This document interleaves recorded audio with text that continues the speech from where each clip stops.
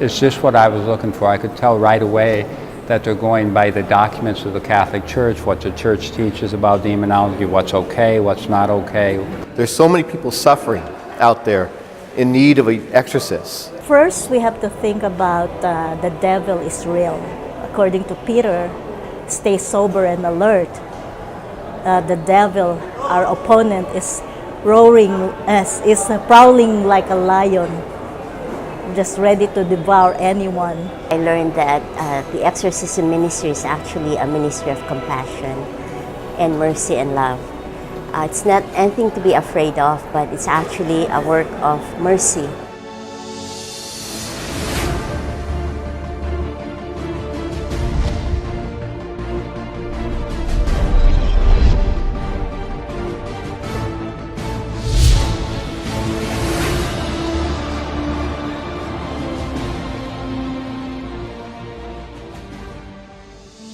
A blessed day to everyone. I'm Veronica Baluyot Jimenez. In today's episode of Who's Calling, we will take a look into the importance of recognizing evil and becoming aware of the spiritual battle that is going on in our lives. We're here at the University of Santo Tomas, where the first National Conference on the Ministry of Spiritual Liberation and Exorcism was held last year. Let's take a look at what transpired in that significant event.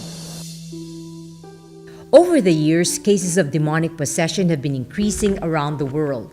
In the Philippines, the number of cases has reportedly tripled in the last 2 years. The Archdiocese of Manila Office of Exorcism handles over 100 cases at any given time.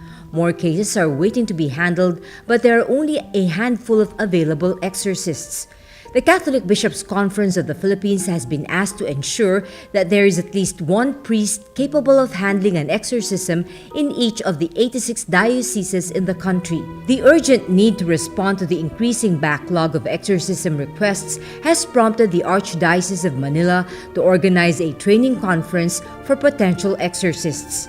A 6-day closed-door event dubbed as the First National Conference on the Fundamentals of the Ministry of Spiritual Liberation and Exorcism was held in July last year at the University of Santo Tomas. 94 exorcists and trainees from all over the Philippines and 10 lay assistants attended that event. Among the topics discussed were angelology and demonology, infestations in the Philippine setting, extraordinary forms of demonic attacks, and cults and occults. 1 year later, in August this year, the second National Conference of the Ministry of Spiritual Liberation and Exorcism was held at the same venue. This time, 160 participants joined the event, raising hopes that there will be more exorcists responding to the need to minister to the needs of the victims of the evil one. We're honored to have with us today the head of the Office of Exorcism of the Archdiocese of Manila, Father Jose Francisco Siquia. Welcome, Father Joses. Thank you very much, Veronica. Can you tell us, Father, how significant is this conference in the spiritual battle that we're facing today? Well, I think it's very important, this conference, because at the moment we see especially a rise in our society of so much evil and so much sin. And now many people are realizing that the Church has this ministry to deal specifically with diabolical, what we say, phenomena, especially not only when it comes to people getting harassed, getting tempted, getting oppressed, or even possession, but also places that can become, or communities that can become infested with spirits, so much so that they experience division and so many things that are unexplainable in science. And therefore, this conference, as you notice, almost, I think, double the number of participants since last year, has shown that really people are getting more interested in this topic, especially those in the church, to assist people who come to them. Mm-hmm. Do you think, Father, that we are actually facing the final battle mentioned in the Bible?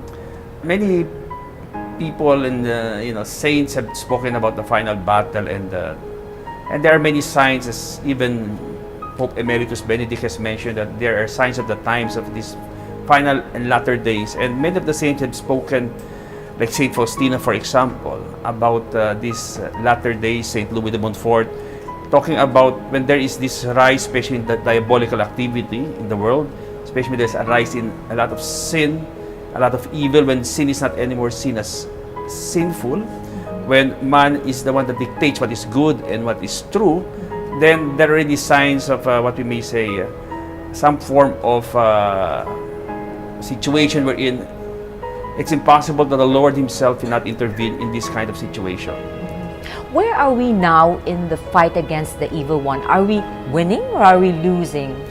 Well, the important thing is it's very hard really to determine, and because you have to understand that the Lord looks at the soul, not really at the externals. So, because we know that like in the early church, there was a lot of, we may say, persecution. But we know that that century produced really a great number of saints. And therefore, what we have to look at is the Lord is, of course, sad that what is going on at the moment, but we have to understand that the Lord is working, and that in the end, good will always triumph over evil.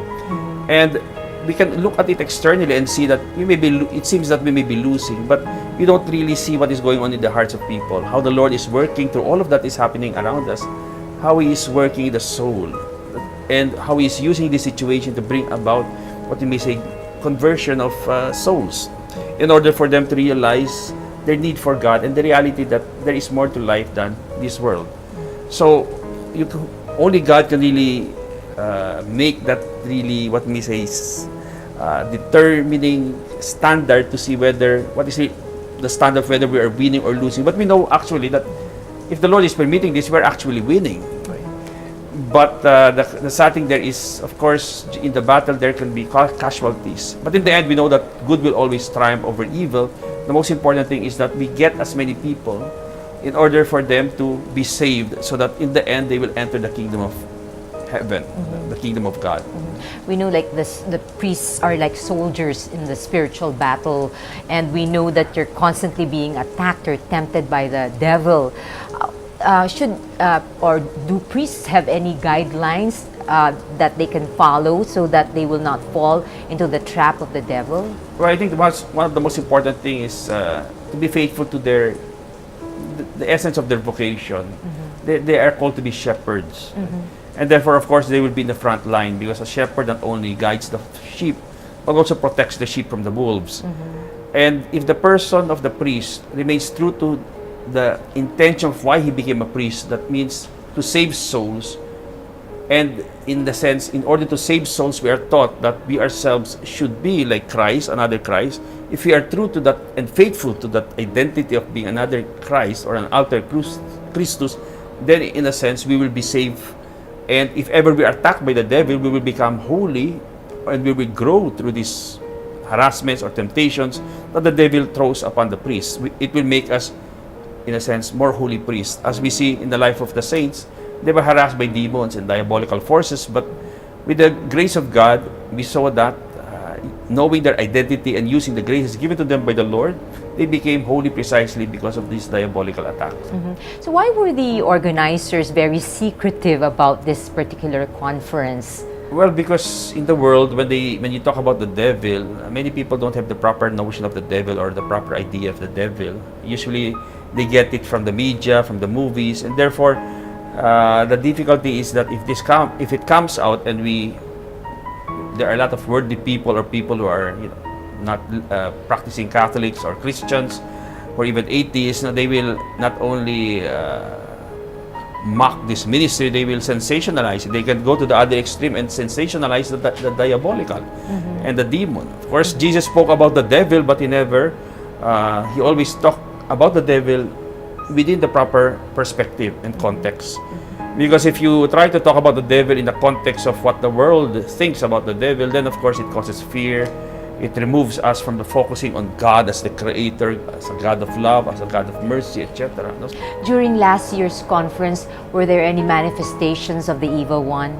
Yes, we had a lot of manifestations last year of equipment, getting destroyed, and persons getting sick, and even speakers experiencing harassments and certain weird and unusual, what we may say, experiences, like we say paranormal experiences. And I always say that's a good sign, because if the devil harasses us, especially with regard to this conference, that means we're doing something for the Lord.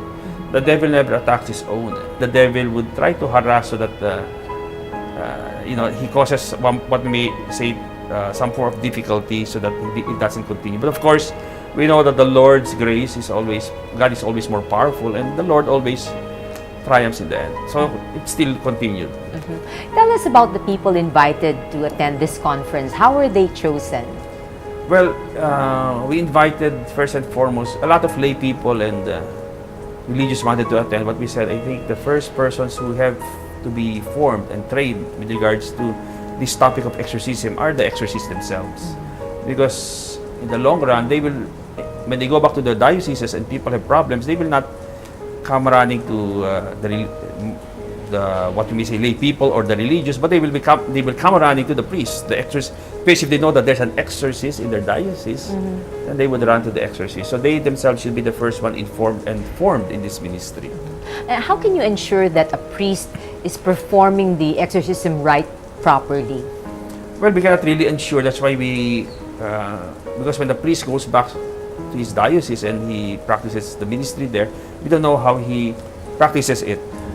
But that's why we came up with the Philippine Association of Catholic Exorcists, which is what we may say already accepted, and our Bishop Protector is Cardinal Chito Tagle, in order to form an association wherein we learn together, we pray together, and we make sure that we have the same mind, heart and mind with regard to this ministry, so that we perform this ministry according to the mind of the Church and according especially to the mind of Christ.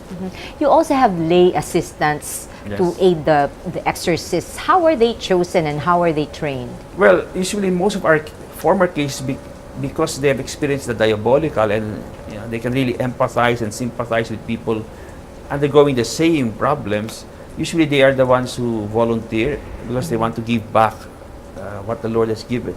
And we choose them specifically when we know their intentions, and we know their intentions if they were former cases. How is this year's conference different from last year's? Well, this year our conference is more practical because many of the priests last year they asked us to make the course more practical. So we said, yes, that's fine with us, but the course last year was theoretical because we cannot.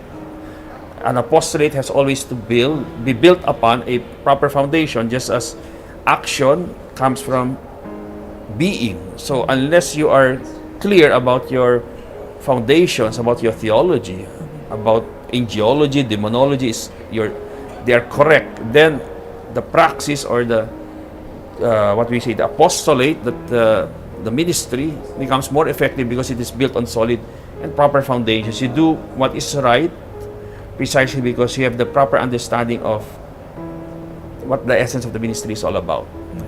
What do you hope to achieve in this conference? Well, I hope to achieve that these priests go back to their dioceses, and just like with Jesus Christ, wherein we saw how many people became really discovered the mercy of God and the love of God. We hope that these priests go back to their dioceses and allow people to experience this same thing, the experience of not only the presence of God, but His power and His love. This ministry is a ministry of Jesus Christ, and it's there for them to experience this ministry as a sign of God's power and love for them. Okay, so thank you very much, Father Joseph. Okay. We will see you again later. Okay, you're welcome. Coming up next, our interview with another exorcist regarding this year's conference on spiritual liberation and exorcism.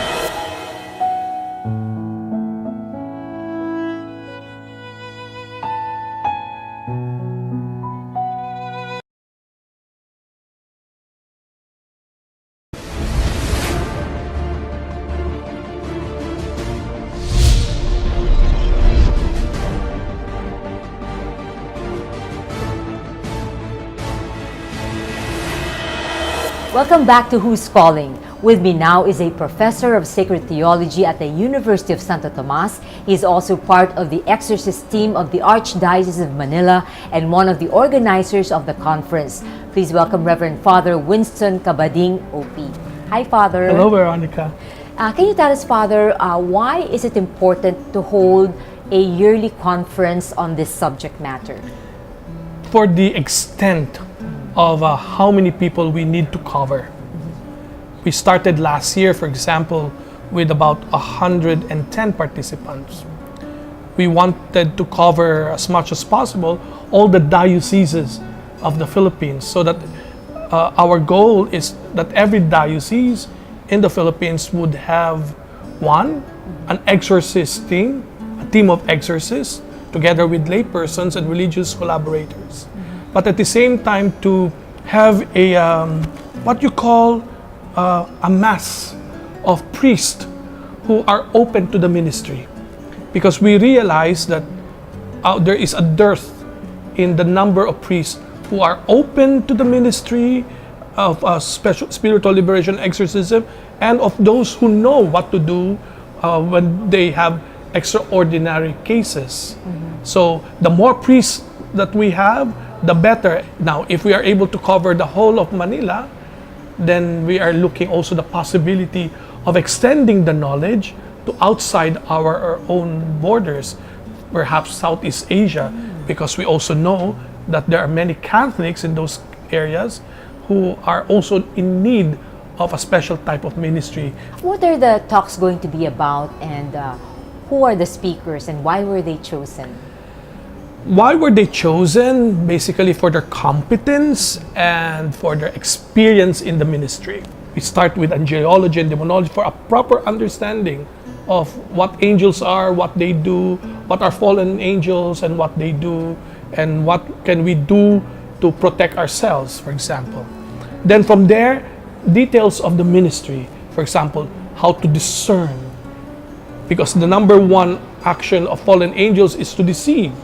So how to discern deception. And then we also have from there certain how do we get deceived, what are areas of our life that we get deceived, in the area of sin, in the area of trauma, in the area of occult practices, and the area of speaking with spirits. And of course, certain cases like occult third eye, cases of possession, obsession, oppression, cases of infestation. How do we deal with these things? These are also part and parcel of the topics. What are the statistics on demonic attacks or possessions here in the Philippines? And are there enough exorcists to handle the cases? Well, there are people who say that demonic possession per se, the classic word, the classic meaning of demonic possession, is very rare. But we are not finding that it is rare. What is rare? Is rare 1 in every 100? So if that would be the case, then if we are, let's say, 80 million Filipinos or more, now I know, then that would still run into millions, right?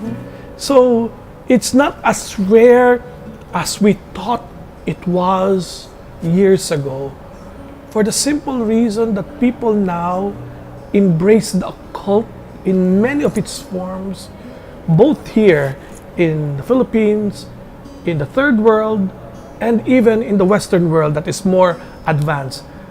So if you're now going to ask me for statistics of possessions that I have encountered in my own ministry of almost 4 years, I have encountered about real possessions, about 25 real classical possessions in the 4 years.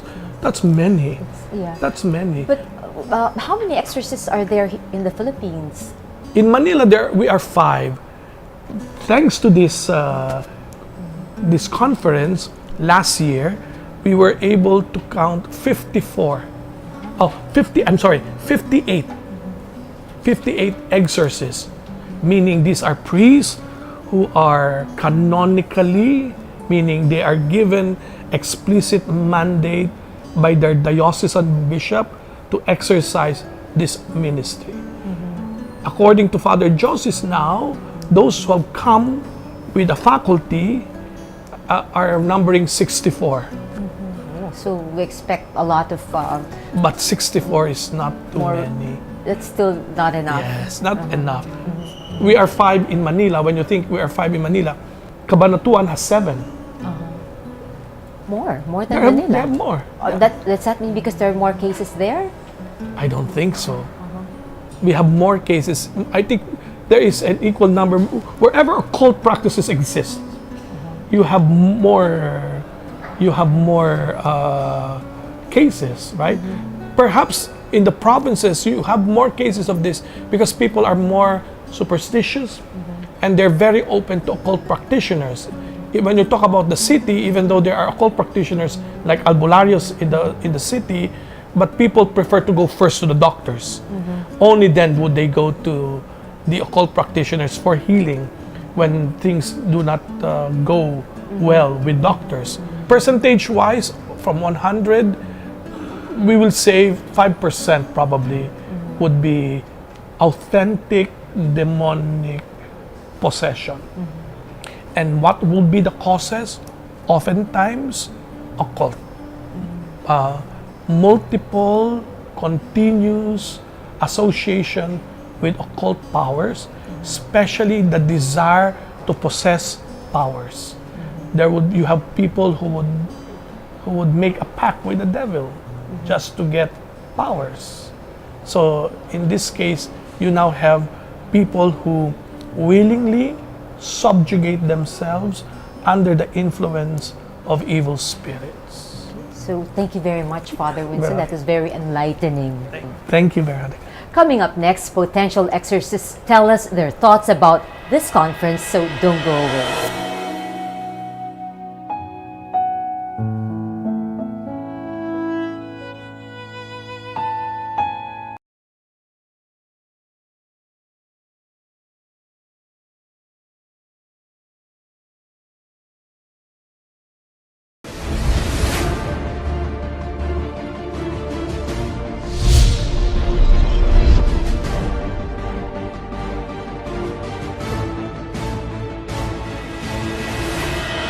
I hope that this year will be somehow an amplification, somehow fortifying the skills and the knowledge that they was able to acquire last year.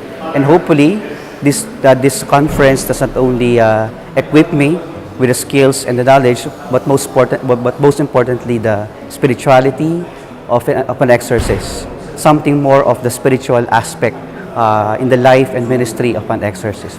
I think it is great as a chaplain for the military and the pastor of St. Michael's. I think it is important for me to understand and help our people with the spiritual warfare, especially, it's happening, more and more in our lives. It's very powerful to be in this conference and to learn all the things that we need to learn about this type of demonic attacks and all these things that are going on that we don't understand. Father Joseph is with us again to give us his final message. Father? Well, as Cardinal Chito Tagle during his homily mentioned, that the exorcist is a man of hope. Right? Because with so much evil and so much sin around us, with so much violence and diabolical activity, we see that the exorcist becomes a sign that God is still greater than all the sin and evil that can be thrown upon man. And therefore, an exorcist who moves with the power and authority of God shows that even though how strong the evil is, in the end, God will always triumph. And we see that every day when we do exorcisms, that the devil always loses, even though he is Satan himself, and God always triumphs. So the ministry is a sign that God has not left us, that we are a ministry that brings hope to this world of suffering and pain. Thank you so much, Father Joseph, for that very inspiring message. We'd like to thank our viewers for staying tuned. Please join us again next week for part 2 of our coverage of the Second National Conference on Spiritual Liberation and Exorcism. From the University of Santo Tomas in Manila, I'm Veronica Baluy Jimenez. May God bless all of us.